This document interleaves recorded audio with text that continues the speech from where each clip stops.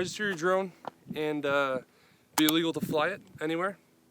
Continue watching this video, and I'm gonna go fly this thing. Let's go.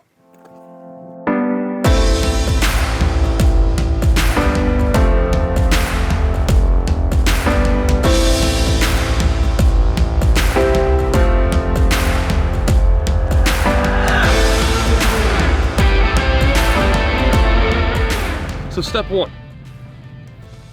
when you get your drone, and you have to make sure that you want it basically just legal.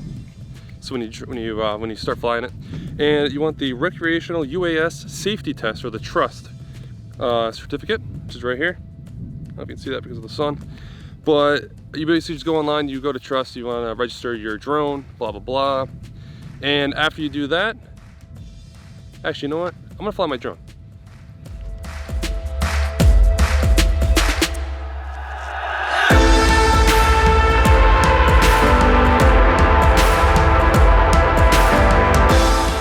Step two,